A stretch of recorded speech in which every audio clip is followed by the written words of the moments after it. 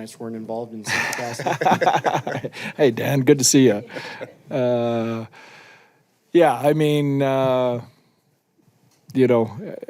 just ironic, I guess, is probably the word that comes to mind. I've been in 5 conference finals in the last 8 years, and the one thing I can guarantee you is that at the end of this in 2 weeks, one of Bruce or I is going to get too much credit for winning, and one of us is going to get too much blame for losing because, you get to this point with the Final Four, the margins are razor thin. Both teams are prepared, well coached, have a game plan. The players decide this, and, it's always an honor to be coaching at this time of year. You never take it for granted. It's so hard to get here. Just really proud of our group and the road we've taken to get here. Stay on the left side. Hey, Pete, Ben Goetz, Las Vegas Regional. You've been on the visiting bench here in the playoffs. You've been on the home bench here in the playoffs. What's it going to be like kind of going full circle? Yeah, you know what? Again, I think that stuff for me is kind of in the rearview mirror. We got through that during the season, being back here, the first game back. We played them 3 times. I'm all in with the Dallas Stars and our group of players here now. So that's how this game works. And so, I think we got through that stuff during the year. And for me, this is a road building, one of the toughest in the league, as we all know. And our guys have to be prepared to handle the momentum swings that come with playing in this building. Up front. Tracy Myers, NHL.com. Jim, one more for you. Miro Heiskanen, just how have you seen his progression from the start of his career with you guys until now, and why can he dominate a game the way he can? Well, he's a special player and a special person. It goes back to the under-18s. I remember going over there. We missed the playoffs that year. Going over the under-18s at that time, I think we were picking 12th in the draft. And so you saw this young player excited about what his future was going to be, but didn't know where you're picking. And all of a sudden we have the draft lottery. We move up to number 3. And we know that now we're looking at a different set of players, which included Miro Heiskanen. And we were fortunate to be able to select him. And he's from day one, we knew we had a special player. I was very fortunate in my days in Detroit. Players like Nick Lidstrom, watching Scott Niedermayer, had him in the World Championships. He's got those type of traits. They're all got their special traits. He's got his special traits also. But he's just at a different level. His skating's at a different level. His mind's at a different level. His stick's at a different level. And he's been blessed, and he's taken advantage of it. And he puts the work in to make him the best, and he enjoys being the best. Right side up front. Ed Green, your Review Journal. Jim, obviously you knew him well, but the man to your right, intangibles, strengths, why was he the right pick at this time? Well, I go way back. I saw him as a young man. We've aged a little bit since then, but he was starting his coaching up in the Detroit area. He's in Windsor, Kitchener, Plymouth, all through those years. And I was with Detroit back then, saw him up and coming. Watched his career as he went along, and went to Florida, New Jersey, San Jose. I was fortunate to work with him in the World Championships. We were over in the Czech Republic. We had a great team over there, and he was one of the assistant coaches. Got to know him then, and all of a sudden this summer there was it was a crazy year for coaches, and we were very fortunate. There was a great list of coaches, and I knew right away. Unfortunately, he got fired. It's a tough business, but that was a gain for us, and Bill had the opportunity to have a chance, hopefully, to maybe sign him for our franchise, and we did, and we've never looked back since. Second row on the right. Jim, kind of building off of that, it was the same day your offseason began that Vegas let Pete go. Just curious that, when you look at the change that happened, it was a defensive team before that. What have you seen from Pete in terms of what he's brought systematically from all those different things how this team has transformed over the last year? Well, what I love about this business is, I brought Pete in. I knew him, but I wanted to hear his philosophy, his style. How was he gonna? I asked him to analyze our organization. Where did we need to change? What style do we have to change? What what had to get better to become a potential Stanley Cup champion, and he's delivered on that. We sat down and talked. We interviewed him. The ownership was involved, and he dissected our team. And what he talked about in those meetings, those interviews, is exactly what he brought from our team from day one. He implemented some different styles. He's very honest. There was a lot of good things there too. He didn't want to change the structure, the defensive structure, a lot of how we play, but he knew there was some other things that he wanted to change. And a lot of times you do interviews and people are just going to say things and, is that implemented? He did it right from day one, and we saw it from day one. From day one, the players grabbed it. We saw the resurgence of a lot of players, and here we sit today. Joe Trahan, WFA TV out of Dallas. Pete, this one's for you. A couple of questions about Game 7. First, do you believe in momentum carrying over at all? And then secondly, Robo said he felt like that was the new standard for this team. How would you define that standard? Yeah. I think absolutely momentum can be carried over. I also think we needed to play a game like Game 7. We really hadn't played one yet in the playoffs. We had played well for spurts.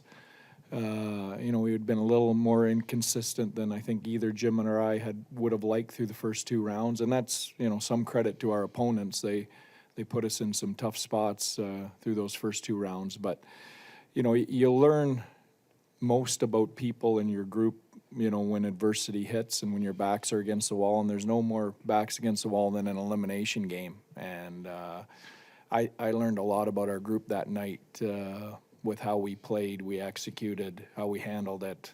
That really excites me about going forward here. What are the hallmarks of that standard? Yeah. Just our attention to detail and our execution at the most pressure-packed moment of the playoffs. It was almost flawless. We didn't have any passengers. It was to a man. And that's it's a great sign. Left side up front. Danny Webster, Las Vegas Sun. Pete, you've already faced these guys 3 times already, but there are a lot of familiar faces in the room opposite. Yeah. Going into a playoff series, can that be an advantage as far as tendencies? I know it's a different system than what you had, but can there be tendencies to pick up on as the series goes on? Yeah, we faced them 3 times. I don't think Mark Stone was in the lineup any of the 3 times, so that changes their team. I think we're both different teams than probably the last time we played them. Yeah, for sure, tendencies can help in knowing the group. But, I think Butch said it. They're as familiar with us as we are with them, with John Stevens there and the crossover and the players in that room, knowing what's important to me, having been a coach here for 3 years. So, again, I think that stuff's a little overblown. I think back to my original thought, my history and my experience with this, when you get to this time of year, the players decide. The table's been set.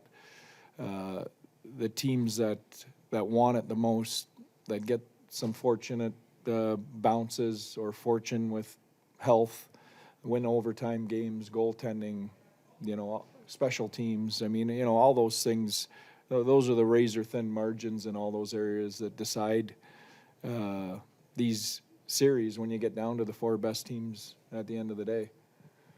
You have time for 2 more questions in the middle. Dan Rosen, NHL.com. Pete, how you doing? I'm glad you brought up Mark Stone.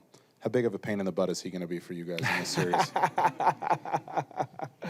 Yeah, I mean, you know what? Listen, I got tremendous amount of respect for all those players in that dressing room. I enjoyed my time with them. We won a lot of games. Have a lot of great memories of that group. But they're on the other side now. We have to find a way to counteract that. So, Mark Stone is, one of those guys that we're going to have to deal with on the other side. But he's not alone. They've got a stacked roster there. Right side. Joseph Hoyt, Dallas Morning News. Jim, Max Domi had 8 points against Seattle last series. I guess how is the player that he's being right now compared to the player that you wanted to acquire at the deadline? Well, Max has done a great job for us. we've known Max for a long time. I remember going back to junior days with him. He's been an elite player, and you watch his career come along, and you're looking for the right fit on a team. And we had some needs on our team. You know, we weren't quite. We had a good year, but at the trade deadline, we wanted to add, add a little bit of depth to especially to our forward group, and add some scoring. And we added Max. He's come in and done a great job for us. He's added that depth we needed. He plays the game the right way. He's hard to play against. We're really excited about his attention to detail on his own end, which has been exciting to see, and we know he can put up points. And same with Dadenoff. We picked him up, and both guys have really fit into the team. They fit into it's not only on the ice, but it's in the dressing room. It's not easy when you acquire players in February and you're uprooting their families and their lifestyle, and got to come and fit into a new team. And both these guys have come in from day one. We put them on lines, and they fit in from day one. Dadenoff's fit in with Ben's line, Max has fit in with Sagan and Marchment, and it's really given us three real potent lines, and then we got the fourth line that really does a solid job of playing that checking role and killing penalties. So they really added to our depth. Last question up front. Ryan Clark, ESPN. Pete and Jim, this is actually for both of you. Going back to Miro, I mean, yes, both of you and everyone has said just here's what makes him special. But yet, when you look at this year and the points he had, it seems like more people took notice. Do you think that's what it's going to have to take for defensemen in today's era to maybe receive that attention, where guys like Miro or Jacob Slavin, like they have to score 70 points in order to get that attention? Or do you think more people realize this stuff? It's just they don't talk about it because it's not the most sexy or attractive thing. I'll fire away here. Yeah. Do they need? No.